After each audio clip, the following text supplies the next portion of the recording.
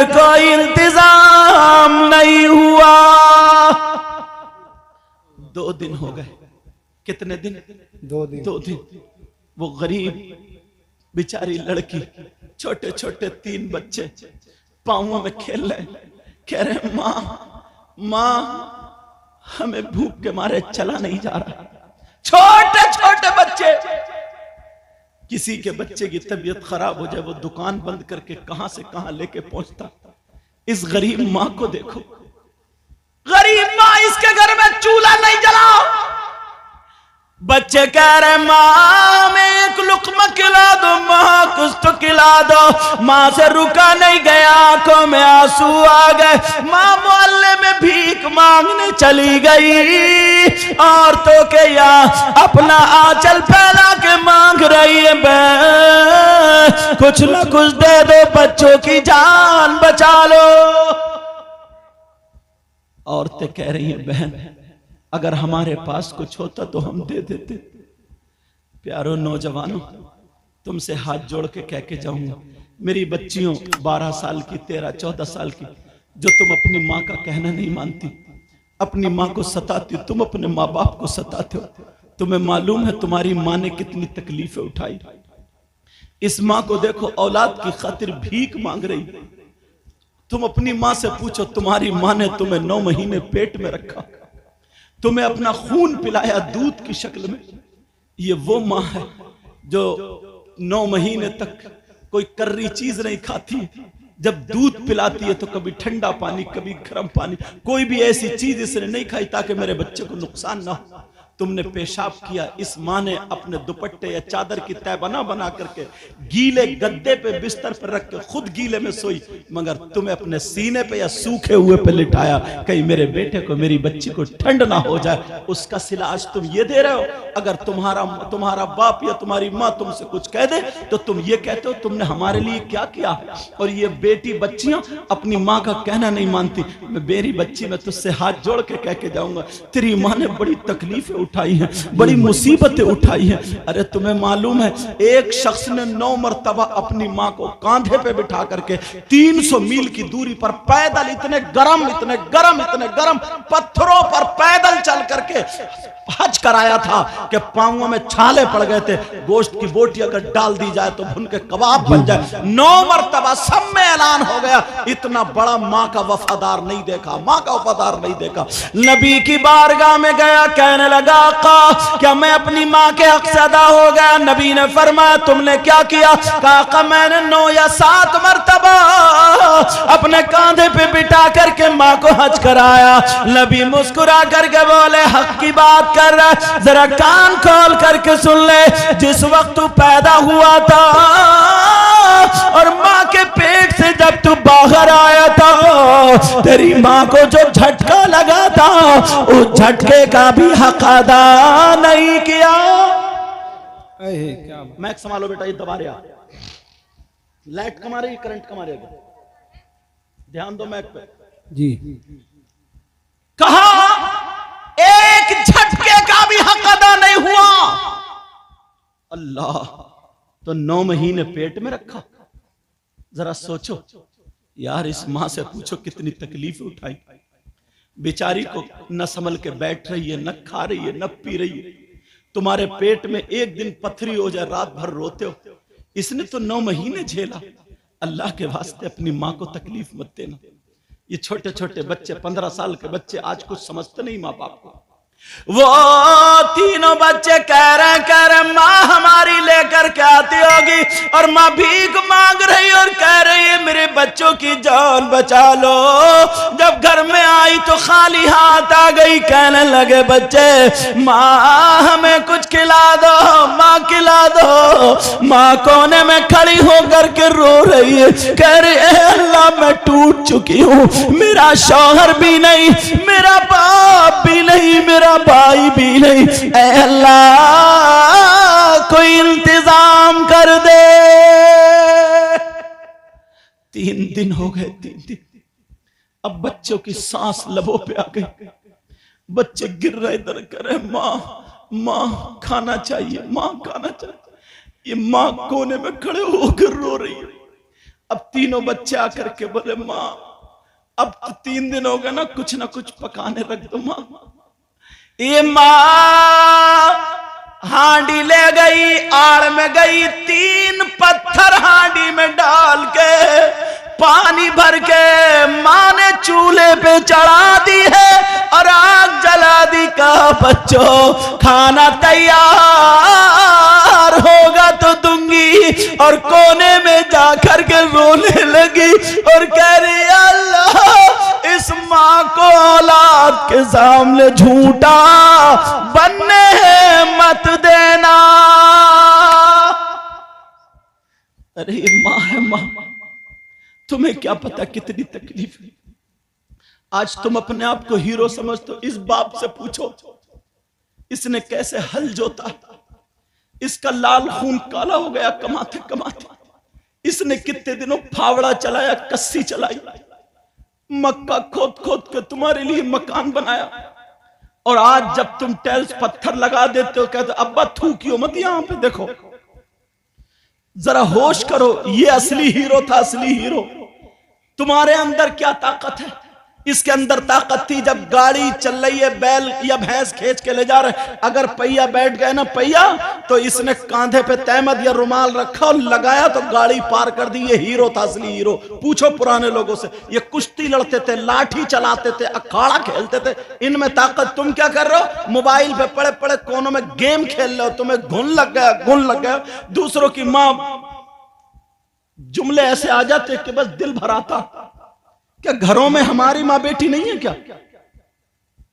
وہ لڑکی کونے میں کھڑی ہو کر کے کہہ رہی ہے اللہ آج میں ماں کتنی بے بس ہو گئی ہوں. تینوں بچے چولہے پہ بیٹھ کے انتظار کر رہے، کہہ رہے بھیا کب کھانا بنے گا، بھیا کب کھانا بنے گا. لیکن ماں تینوں کو دیکھ دیکھ کے رونے لگی اور رو کر کے اس نے وہی چادر اوڑھی اور چادر اوڑھنے کے بعد باہر کو نکل گئی. تینوں بچے سمجھے شاید ہماری ماں کوئی سبزی کا انتظام کرنے چاہ رہی. اب یہ ماں گھوم رہی ہے، یہ ماں گھوم رہی ہے تمہاری خاطر نہ. جب تم چھوٹے ہوتے، اور بچیوں سنو، خاص کر یہ چھوٹی چھوٹی بچی کہنا نہیں مانتی. جب تم چھوٹی سی تھے نا تو اس نے اپنے میکے جانا چھوڑ دیا تھا. اس کے بھائی کی شادی چھوڑ دی اس نے. اس کا دل نہیں تھا کیا یہ اپنے میکے کو، اس کے بھائی اس کے باپ تڑپتے رہے. مگر تمہاری خاطر آج تم ان کا کہنا نہیں مانتی. آج اگر تمہیں ڈانٹ دے تو تم برتن توڑنا شروع کر دیتی. آج تمہیں یہ ڈانٹ دے تو تم کھانا نہیں کھاتی. وہ لڑکی چادر اوڑھی، وہی چادر جس پہ پیمت ہے، اور روتی ہوئی بستی میں آ گئی. جب آ کر کے دیکھا تو اسی مالدار کے گھر پہ لائن لگی ہوئی تھی. اس نے پوچھا یہ لائن کیسی ہے؟ لوگوں نے بتایا کہ اگر کسی کے پاس زمین ہے تو وہ زمین رکھ کر کے اناج لے کے جا رہے، کسی کے پاس سونا چاندی ہے، سونا چاندی رکھ کے اناج لے کے جا رہے. اس غریب لڑکی کے پاس سونا تو سونا، چاندی کا ایک چھلا بھی نہیں تھا. اس غریب لڑکی کے پاس زمین کا ایک ٹکڑا بھی نہیں تھا. مگر اس نے چادر اوڑھی، اپنے آپ کو ڈھکا اور آدمیوں کی لائن میں کھڑی ہو گئی. کھڑے ہونے کا انداز دیکھیں. یہ لڑکی بے شک آدمیوں کی لائن میں کھڑی ہوئی. بچے مر رہے تھے، یہ ماں کیا نہیں کر سکتی. بچے چولہے پہ بیٹھے، ہماری ماں سبزی لے کے آ رہی ہوگی، مگر کیا پتا تھا ماں اس میں پتھر ڈال کے گئی ہے. ماں پتھر ڈال کے گئی ہے. بچے کہہ رہے بھیا اب تو کھانا بنا ہوگا. کہ ماں کو آنے دو. ادھر ماں لائن میں کھڑی ہے. کھڑے ہونے کا انداز دیکھو. اپنے جسم کو پورے کو چادر سے چھپا لیا، کوئی پہچان نہ پائے لڑکی ہے لڑکا. اور اس انداز میں کھڑی ہوئی. آگے والے مرد سے ایک بالشت پیچھے کھڑی ہوئی اور پیچھے والے مرد سے ایک بالشت آگے کھڑی ہوئی، تاکہ آگے والے اور پیچھے والے سے جسم نہ ٹکرا. اللہ اپنے آپ کی بھی اتنی حفاظت کر رہی اور بچوں کے لیے جان دے رہی. بچوں کے لیے جان دے رہی ہے ماں ہوتی ہے ماں جس نے تمہیں پیدا کرنے کے لیے اس نے کتنے جتن. ارے باز کو اتنی تکلیف ہوتی ہے 9 مہینے ایسے گزرتے ہیں اس کے پیٹ میں کبھی آدھا ٹکڑا گیا کبھی 1 ٹکڑا. ہم نے حدیثوں میں پڑھا تمہیں کیا پتا. وہ لڑکی لائن میں کھڑی اب دل میں سوچ رہی ہے تیرے پاس زمین نہیں کیا رکھے گی تیرے پاس سونا چاندی نہیں کیا رکھے گی مگر دل میں خیال آیا نبی کے بچوں کا واسطہ دوں گی شاید ظالم کو رحم آ جائے. اس کے علاوہ کوئی اور راستہ بھی تو نہیں تھا. اتنے میں وہی مالدار گنڈا نکلا. اس نے دیکھا پہچان لیا چادر سے وہی لڑکی. اس نے اپنے 2 گنڈے آدمیوں کو بلایا کہا دیکھو وہ جو کھڑا نہیں کھڑی ہے اس کو پکڑ کے میرے کمرے میں لے آؤ. بیچارے بچے چولہے پہ انتظار کر رہے ہیں ہماری ماں آ رہی ہوگی. ادھر ماں کو پکڑ لیا گیا.